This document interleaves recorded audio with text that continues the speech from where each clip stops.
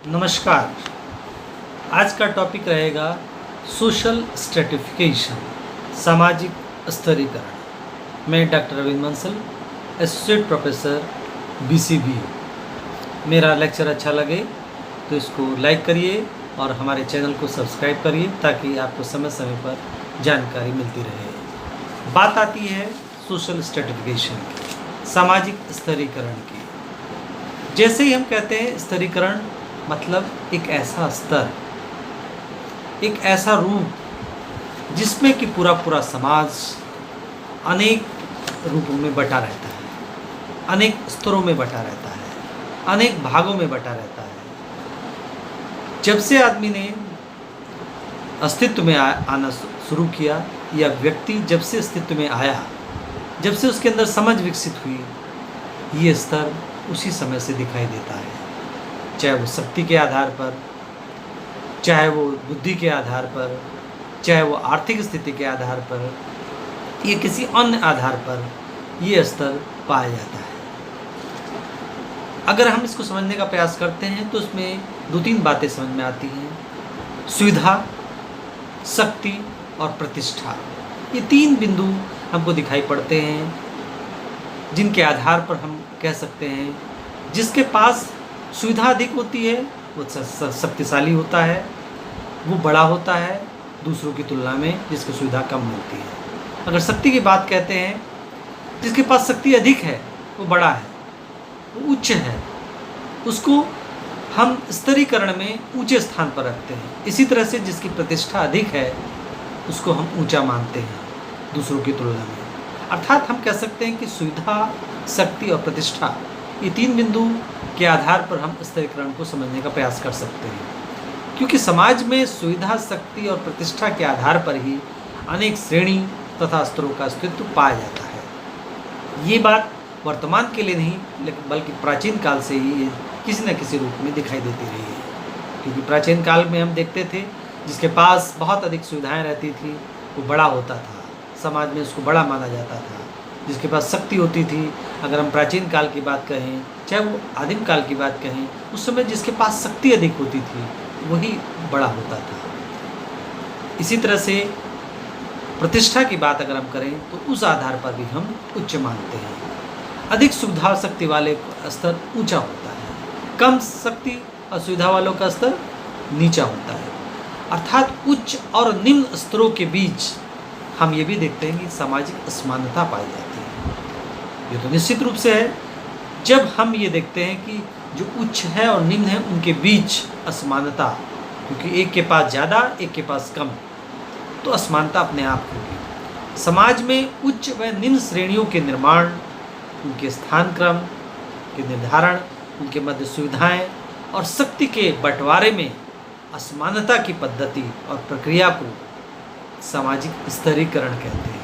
मतलब एक तरह से देखा जाए समाज में जो उच्च और निम्न श्रेणियों का जो निर्माण होता है, उनके स्थान क्रम निर्धारित होते हैं, उनके मध्य सुविधाएं और शक्ति के बंटवारे में जो असमानता होती है उसकी जो पद्धति है और प्रक्रिया है उसको हम सामाजिक स्तरीकरण कहते हैं। मेल्विन एम ट्यूमिन ने बताया है कि शक्ति, संपत्ति, सामाजिक मूल्यांकन और मानसिक संतोष की असमानता के आधार पर किसी सामाजिक समूह या समाज को पदों के सोपान में व्यवस्था को सामाजिक स्तरीकरण का नाम दिया है। मतलब इन्होंने शक्ति, संपत्ति और सामाजिक मूल्यांकन और साथ में मानसिक संतोष की बात कही है। इस आधार पर इसमें असमानता का जो दृष्टिकोण है वो अनेक सामाजिक समूह में अलग अलग दिखाई पड़ता है। उस आधार पर सामाजिक स्तरीकरण को समझाने का प्रयास किया है। पार्सन्स यहाँ पर ये कहते हैं, पार्सन्स का कहना है कि सामाजिक स्तरीकरण से प्राय उन व्यक्तियों के विभेदी श्रेणीकरण से है जिनसे एक सामाजिक व्यवस्था निर्मित होती है। मतलब यहाँ पर पार्सन्स ने विभेदी श्रेणीकरण का जिक्र किया है। इस आधार पर पार्सन्स ने सतर्कता से स्तरीकरण और विभेदीकरण में अंतर किया है। मतलब उन्होंने विभेदीकरण और स्तरीकरण को अलग अलग रूप में प्रस्तुत करने का प्रयास किया। उनका कहना है उनके अनुसार कि अनेक कसौटियाँ होती हैं, उनमें से सामाजिक और एक गैर सामाजिक। जो सामाजिक कसौटी है जिसमें हम नातेदारी की बात करते हैं, जिसमें हम व्यक्ति विशेष की विशेषताओं की बात करते हैं, उपलब्धियों की बात करते हैं, व्यवसाय की बात करते हैं, सत्ता की बात करते हैं, शक्ति की बात करते हैं, इनके ये जो सब चीज़ें हैं ये सामाजिक आधार पर है, इसमें स्तरीकरण का रूप दिखाई पड़ता है। इसके अलावा जो गैर सामाजिक है, जिसमें जो गैर सामाजिक कसौटियाँ हैं, जिसमें आयु है, लिंग है, इनमें एक तरह से विभेदीकरण का दृष्टिकोण पाया जाता है। इस तरह से उन्होंने कहा सामाजिक कसौटियों के आधार पर उन्होंने सामाजिक स्तरीकरण की बात कही, जबकि गैर सामाजिक के आधार पर उन्होंने विभेदीकरण की बात करी। इस तरह से हम कह सकते हैं कि पार्सन्स ने विभेदीकरण और स्तरीकरण को अलग अलग रूप में समझाने का प्रयास किया है। सोरोकिन ने स्तरीकरण की एक विस्तृत परिभाषा दी है। उनके अनुसार सामाजिक स्तरीकरण का तात्पर्य एक निश्चित जनसंख्या के विभेदीकरण से है, एक जो निश्चित जनसंख्या है उसका विभेदीकरण से है, जिसमें सोपानीयता से वर्ग एक दूसरे के साथ व्यवस्थित किए जाते हैं। मतलब उसमें एक लाइन से वर्ग को ऊपर नीचे रखा जाता है और एक दूसरे के साथ व्यवस्थित किए जाते हैं। स्तरीकरण से जुड़े हुए अगर अनेक विचारक हैं, जिसमें हम कह सकते हैं मैक्स वेबर है, कार्ल मार्क्स है, वेबलेन है, वार्नर है, मूर है, पार्सन्स है, बेंडिक्स और लिप्सेट है। इसके साथ साथ सी राइट मिल्स है, बर्नार्ड बार्बर है, रिजमैन है, इन्होंने सोरोकिन है, इन्होंने सामाजिक स्तरीकरण पे अपने विचार समय समय पर दिए हैं। मैक्सवेल के अनुसार अगर हम बात करते हैं तो उन्होंने कहा है कि स्तरीकरण अंतःक्रिया या विभेदीकरण की प्रक्रिया है। मतलब एक तरह से उन्होंने अंतःक्रिया और विभेदीकरण की प्रक्रिया के संदर्भ में बताया है, जिसके आधार पर कुछ लोगों का स्थान क्रम अन्य लोगों की तुलना में उच्च होता है, यानी कुछ उच्च होते हैं, कुछ निम्न होते हैं। ये एक तरह से अंतःक्रिया की एक प्रक्रिया है। इसी बात को गुडेनहार्ट ने कहा है, वह पद्धति जिसमें संसाधनों और पुरस्कारों का वितरण और इनका एक पीढ़ी से दूसरी पीढ़ी में हस्तांतरण होता है, उसे स्तरीकरण कहते हैं। यानी ये सारे सिस्टम, ये एक ऐसी पद्धति जिसमें एक पीढ़ी से दूसरी पीढ़ी में हस्तांतरण होता है।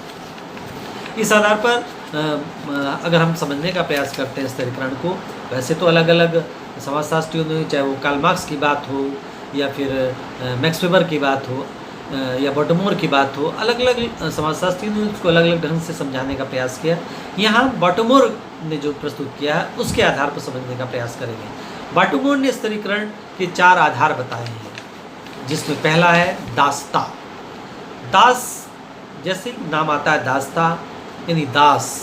प्राचीन काल में दास व्यवस्था विद्यमान थी। दास यानी जिसकी कोई अधिकार नहीं है, जिसकी कोई संपत्ति नहीं है, वो पूर्णतः अपने स्वामी की एक वस्तु के समान है। एक ऐसा मनुष्य है जिसे प्रथा और कानून द्वारा किसी दूसरे व्यक्ति की संपत्ति मानते हैं। वह विशेष परिस्थितियों में अधिकार रहित व्यक्ति होता है। अगर हम बात करते हैं महाभारत काल की, तो महाभारत काल में जिस समय पांडवों कौरवों के बीच द्रुत क्रीड़ा चल रही थी, उस समय जब सब पांडव सब हार गए थे, तो वो दुर्योधन के एक तरह से दास के रूप में आए। तो उस समय उसको दास से मुक्त करने के लिए प्रयास किया गया था और वो मुक्त किया गया। बाद में जाके युद्ध हुआ, वो एक अलग बात है। मतलब एक तरह से दास उस समय भी दिखाई पड़ते हैं। यानी दास एक ऐसा मनुष्य है जो एक तरह से, जिसको कुछ लोग के अनुसार वो पशु के समान है। वो एक तरह से अपने मालिक की एक संपत्ति है, एक वस्तु है, जिसका जैसे चाहे वो उपयोग कर सकता है। प्राचीन काल में अनेक स्थानों पर यह पाया जाता था। बॉटमोर मानते हैं दास का आधार मुख्य रूप से आर्थिक होता है। सामाजिक परिवर्तन के फलस्वरूप, चूँकि इस दास व्यवस्था बहुत अच्छी नहीं थी, समाज में परिवर्तन के साथ साथ धीरे धीरे ये समाप्त होगी। वर्तमान समय में दास व्यवस्था किसी भी स्थान पर विद्यमान नहीं है। इसके अलावा स्टेट, मध्ययुगीन काल में अगर हम देखते हैं सामाजिक आर्थिक संरचना और स्तरीकरण का जो मुख्य आधार स्टेट प्रणाली थी, इसमें विशेष रूप से देखा जाता तो स्टेट कानून द्वारा परिभाषित था उस समय। अगर भारत की बात करें तो भारत में अनेक स्थानों पर भी स्टेट के रूप में कुछ स्थान दिखाई पड़ते हैं। स्टेट में एक तरह से जिसकी निश्चित परिस्थिति थी, अधिकार और दायित्व थे, इस आधार पर जो उसका मालिक होता था उसको अनेक उसके उत्तरदायित्व थे, अपनी प्रजा की रक्षा करना, धर्म पालन करवाना, ये सारी उनके लिए भोजन का व्यवस्था करना, ये सब उसके अधिकार के क्षेत्र थे। इसमें श्रम विभाजन का भी प्रतिनिधित्व करते थे और उनके कुछ प्रकार भी थे। इस आधार पर प्रत्येक गतिविधि होती थी, लेकिन एक के अनुसार। सामंती स्टेट एक प्रकार का राजनीतिक समूह भी था। यूरोप के क्षेत्र में इस तरह की व्यवस्था विशेष रूप से दिखाई पड़ती थी, लेकिन जैसे जैसे 1750 से 1850 के बीच जो औद्योगिक क्रांति हुई इंग्लैंड में, उसके फलस्वरूप औद्योगिक व्यवस्था धीरे धीरे डेवलप हुई इंग्लैंड ही नहीं बल्कि संसार के अनेक स्थानों पर। तो धीरे धीरे स्टेट व्यवस्था धीरे धीरे समाप्त होने लगी, दुर्बल हो गई और वर्तमान समय में ये व्यवस्था लगभग समाप्त हो गई है। अब बात उसके बाद आती है जाति व्यवस्था की। जाति व्यवस्था जैसा कि माना जाता है कि वर्ण व्यवस्था के फलस्वरूप जाति व्यवस्था की उत्पत्ति हुई। यह जन्म पर आधारित व्यवस्था है। व्यक्तिगत गुणों एवं उपलब्धियों में इसमें परिवर्तन नहीं हो सकता है। अगर कोई व्यक्ति बहुत अधिक उपलब्धि हासिल कर लेता है, उसके अंदर बहुत अधिक गुण है, तो वो अपनी जाति नहीं बदल सकता। ल्यू डुमो ने इसको समझाते हुए बताया है कि ये शुद्धता और प्रदूषण पर आधारित है, या उसको हम कह सकते हैं कि जो सबसे अधिक शुद्ध है वही उच्च है। ये शुद्धता की अवधारणा पर निश्चित किया गया है। शुद्धता की कसौटियों पर जो ज़्यादा शुद्ध है वो उच्च है और अन्य लोग निम्न है। इस आधार पर ब्राह्मण उस शुद्धता में सबसे उच्च स्थान पर रखते हैं। हालांकि पहले वर्ण व्यवस्था एक सरल सामाजिक स्तरीकरण का प्रतिनिधित्व करती रही है। ऐसी मान्यता है कि वर्ण व्यवस्था केवल एक आदर्श प्रतिरूप रहा है। समाज का वास्तविक विभाजन देखा जाए तो जातियों के रूप में ही रहा है। जाति की अगर हम बात करते हैं, जाति में अगर उसकी कैरेक्टरिस्टिक्स की बात करते हैं, जाति प्रत्येक जाति का अपना एक नाम होता है। जाति खंडों में बटी रहती है, उनका एक हायरार्किकल सिस्टम होता है। उनमें प्रत्येक व्यक्ति को जाति का व्यवसाय चुनने की आज़ादी नहीं रहती है। जाति जन्म पर आधारित उनका एक व्यवसाय निश्चित होता है। जो उसके पिता व्यवसाय करते थे वही बच्चे को भी करना होता है। इस आधार पर कोई अपना व्यवसाय कभी भी बदल नहीं सकता। इसके साथ साथ जातियों में अंतर्विवाह का दृष्टिकोण भी है, यानी कोई भी जाति का व्यक्ति दूसरी जाति में मैरिज नहीं कर सकता, अपनी जाति में वो मैरिज कर सकता है। शुद्धता के नियमों का विशेष रूप से पालन किया जाता है। खान पान प्रतिबंध है। इसके साथ साथ अपनी ही जाति के लोगों के साथ दोस्ती यारी, उठना बैठना, ये सब निश्चित किया जाता है। इसमें अंतर्विवाह का जो कठोर नियम है उसका पालन किया जाता है, क्योंकि उससे ये माना जाता है कि दूसरी जाति में करने से शुद्धता खत्म हो जाएगी, अशुद्ध हो जाएंगे। यही कारण है कि अंतर्विवाह का दृष्टिकोण को सख्ताई से नियम पालन किया जाता है। अनेक ऐसे नियम हैं जो जाति के अंतर्गत निश्चित किए गए हैं, उनका पालन करना प्रत्येक व्यक्ति का परम कर्तव्य है। इसके साथ साथ सामाजिक स्तर के अंतर्गत इसमें गतिशीलता पे रोक है, यानी गतिशीलता को यहाँ पर उचित नहीं माना गया है। जो जिस रूप में रह रहा है वो उसी रूप में बना रहता है।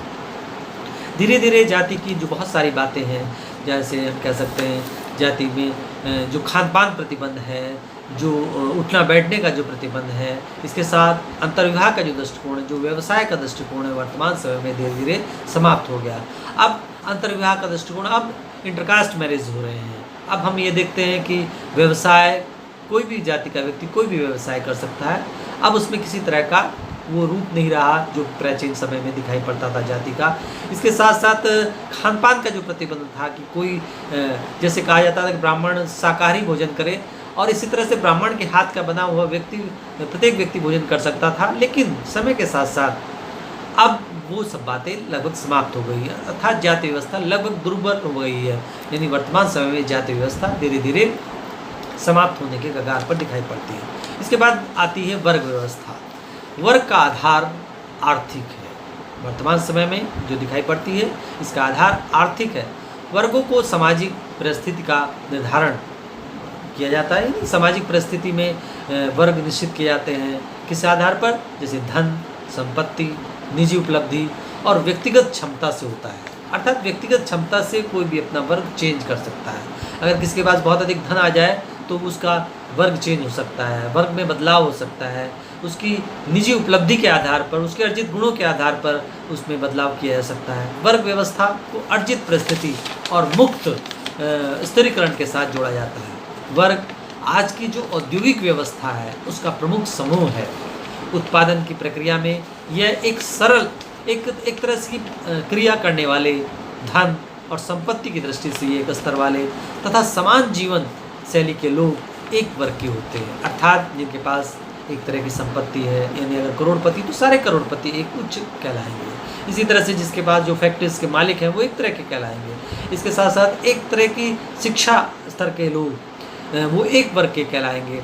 एक तरह की जीवन शैली जीने वाले लोग वो एक स्तर के कहलाएंगे। जैसे हम कह सकते हैं जो बड़े रेजिडेंस हैं जिनके पास करीब 1000 गज में मकान है, वो एक अलग तरह की जीवन शैली में जीते हैं, तो वो एक अलग वर्ग के कहलाएंगे। इस तरह से वर्गों को निश्चित किया गया है। बटमोर ने उच्च वर्ग की बात की है, मध्यम वर्ग की बात की, श्रमिक वर्ग की बात की, कृषक वर्ग की बात की, 4 तरह के वर्गों का जिक्र किया है। जबकि हम कार्ल मार्क्स की बात करते हैं, कार्ल मार्क्स ने पूंजीपति वर्ग और श्रमिक वर्ग की बात की है। हालांकि अलग अलग समाजशास्त्रियों ने अलग अलग तरह के वर्गों की बात करी, अर्थात सभी वर्ग अर्जित स्थितियों पर निर्भर करते हैं, उपलब्धियों पर निर्भर करते हैं, उनमें प्रदत्त की बात नहीं है। मतलब कोई भी अपना वर्ग दूसरे वर्ग में बदल सकता है। वर्तमान समय में हमको अनेक वर्ग दिखाई पड़ते हैं, जैसे बुद्धिजीवी वर्ग है, छात्र वर्ग है, व्यवसायी वर्ग है, श्रमिक वर्ग है, पूंजीपति वर्ग है, अमीर वर्ग है, गरीब वर्ग, मध्यम वर्ग है। अनेक तरह के वर्ग दिखाई पड़ते हैं जो अपनी विशेषताओं के आधार पर एक समान होते हैं, वो एक वर्ग के हो जाते हैं। स्थिरीकरण की अवधारणात्मक करण में हम बहुत अधिक सामग्री एकत्र हुई देखते हैं। बहुत सारे लोगों ने स्थिरीकरण को समझाने का प्रयास किया, जिसके कारण स्थिरीकरण की एक निश्चित परिभाषा देना बहुत कठिन कार्य है। फिर भी हम ये कह सकते हैं वर्तमान समय में स्थिरीकरण का आधार, वर्गों का आधार हमको दिखाई पड़ता है संपत्ति, धन।